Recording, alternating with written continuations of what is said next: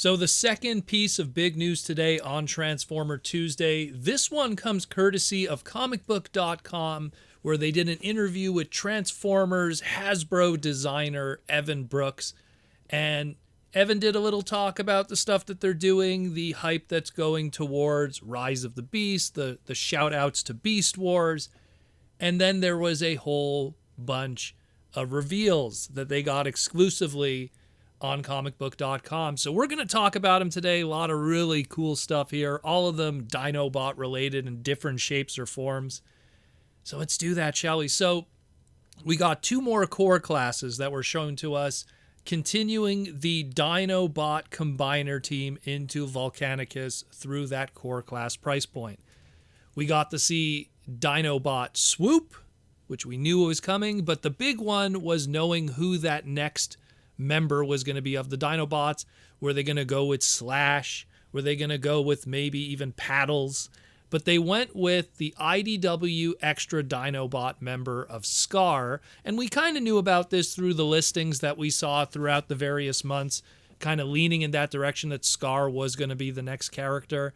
And here we have today Transformers Legacy Evolution Dinobot Scarr, the next member of the core class Dinobot Combiner team. MSRP $11.99, planned to ship in summer of 2023, 3.5 inches tall in robot mode.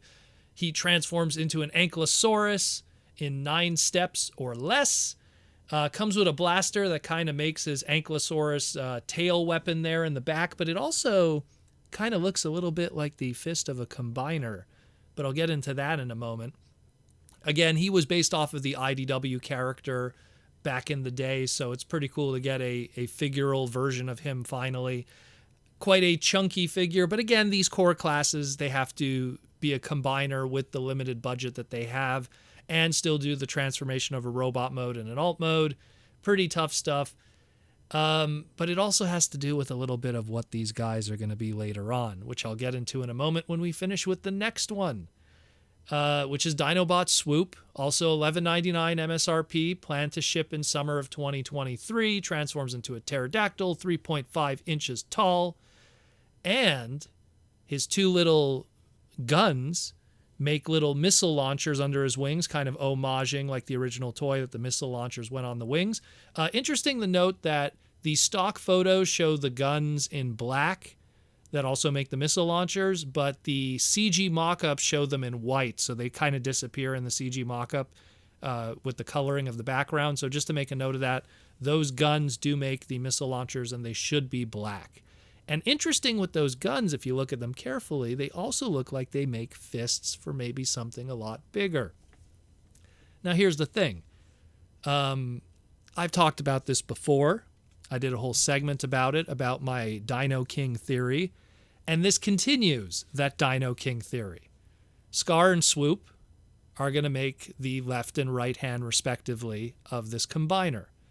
So did Yoku-Ryu, which is what Swoop is going to be tooled into, and Gai-Ryu, which is what Scarr is going to be tooled into, which also made the left and right arms of Dino King. It's starting to look like our Dino King is shaping up here. The guns that come with Swoop look like it makes the combiner mode hands, although there is a very hand-looking kind of accessory also available with Scarr here, so probably we'll learn more about that in the future. But there's a lot going on here with the tooling. Maybe the fists that come with Swoop are meant to be used with the Volcanicus combiner, and that extra fist that's with Scarr might be a different kind of tooling to be used with the Dino King combiner retool that we'll get later. Who knows? Stuff that's on the sprue that, is there early. We will see, but very interesting to see all of this. And of course, all that leaves now is Snarl. We already had a piece of Snarl news today through Studio Series 86. So they're going to share Snarl later on. He will clearly make the right leg. That is all that's missing. And our Volcanicus will be complete. Our Dino King will be very obvious and ready to go at some point when they do that repaint in the future. I'm just waiting now probably for Mark May or Evan to do a nice little photo shoot showing the combined mode. And then I can update this photo that you're looking at right now all the better on my Twitter and Instagram and everything. So pretty hype stuff. Very excited about that. Looks really, really good. The next one here is the next entry into the Transformers Generation Shattered Glass assortment. And this was one that, interestingly enough, is a character, while it didn't appear in the recent IDW miniseries, there was 2 miniseries of IDW comic books of Shattered Glass, he did not appear in it. This one seems to be pulling more from the old Bakon 2008 Fun Publication era. And it's that of a Shattered Glass Leader Class Grimlock, doing a 100% straight repaint from the Leader Class Studio Series 86 Grimlock. That Grimlock mold, a lot of people are clamoring for it because it's going for crazy money right now in the secondary market. And while Hasbro hasn't reissued that version yet into the modern today to make it easier for people to pick up now with the rest of the Dinobots slowly being complete on the Studio Series Leader Class line, we are going to get this one here in Shattered Glass colors. Retail MSRP $54.99, planned to ship out in summer of 2023, will be available for pre-order in April on Hasbro Pulse and later on all major retailers. So that's pretty hype. The color scheme, for people that aren't making the connection, the original Bakon 2008 release took the Classics 2006-2007 Grimlock and gave it a triptychon kind of color scheme. And that's what's kind of going on here too. They're going with that triptychon kind of color scheme based on the Bakon one. It's kind of a shame because the old Classics version had kind of like a gun turret on the back of the Grimlock, and when they did obviously the Shattered Glass one, they kept that kind of look for him. And this one here, you are able to clip in the blaster on his back, but clearly the person who did the photography didn't do it in the style of how it would have looked like the old classic Shattered Glass version, but it's clear that you could do it. You could attach his double barrel gun on his back here and emulate that of the old Bakon 2008 or Classics 2006 Grimlock. So pretty cool stuff.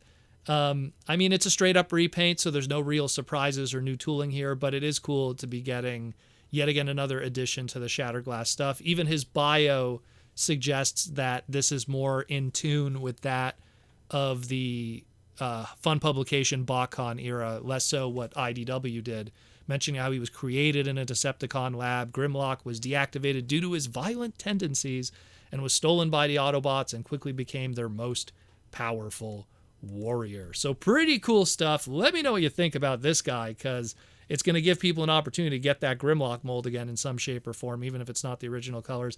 I'm just really hyped about getting a Dinoking in some shape or form. I am going to right away try to hope that Mark makes some new photos and we could get an updated combined image with that missing right leg, and then we're going to be able to speculate and figure out what's going to be happening in the future and how they're going to be doing that Dinoking. Let me know what you think, guys. Pretty hype stuff. It's going to be a busy and fun week here in the Transformer world. Be sure to stay tuned to the Transformer Slag podcast.